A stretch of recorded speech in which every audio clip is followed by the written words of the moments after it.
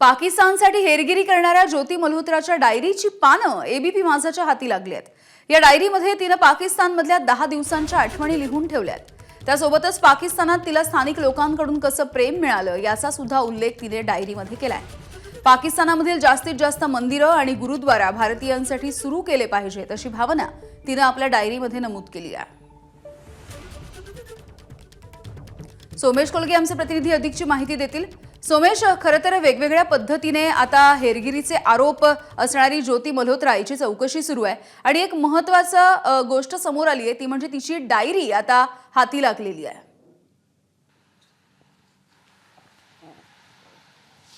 2012 ची ही डायरी आहे आणि या डायरीमध्ये ज्योती मल्होत्रानी पाकिस्तानमधील आपल्या प्रवासाच्या आठवणी लिहिल्या आहेत। विशेषतः तिने हे देखील लिहिलंय की ये दूरियां मिट जाए और हम सब एक ही धरती के हैं, एक ही मिट्टी के हैं। कदाचित शक्यता आहे की ती जो कंटेंट बनवत होती पाकिस्तानाच्या समर्थनार्थ एक प्रकारे प्रतिमा निर्मितीसाठी, तर त्या कंटेंटचा भाग म्हणून तिने अशा प्रकारे ही डायरी लिहिली होती का, हा देखील एक प्रश्न आहे।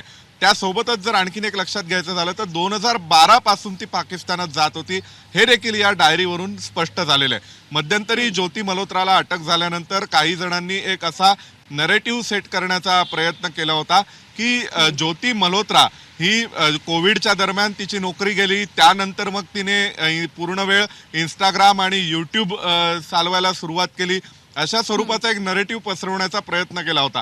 पण आता 2012 सालची तिची डायरी सापडली आहे। या डायरीतील पानांवरून आणि या पानांवर लिहिलेल्या मजकुरातून हे स्पष्ट होतंय की 2012 साली जेव्हा कोविड नव्हता, जेव्हा तिची नोकरी गेलेली नव्हती, कोणत्याही प्रकारे तिच्याविषयी सहानुभूती निर्माण होईल अशी कथा रचली गेली नव्हती, त्याच्यापूर्वी सुद्धा ती पाकिस्तानात जात होती आणि पाकिस्तानाचा प्रवास तिने केलेला आहे। त्यामुळे पाकिस्तानचा व्हिसा तिला कशा प्रकारे मिळाला, सरकार तिला वारंवार व्हिसा का देत होतं, पाकिस्तानचा व्हिसा मिळवणं अत्यंत कठीण असताना ती पाकिस्तानात 2012 पासून जात होती, हे स्पष्ट होतंय।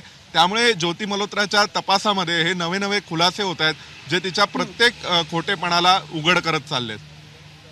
अगदी सोमेश, धन्यवाद सविस्तर माहितीसाठी। एबीपी माझा, उघडा डोळे बघा नीट।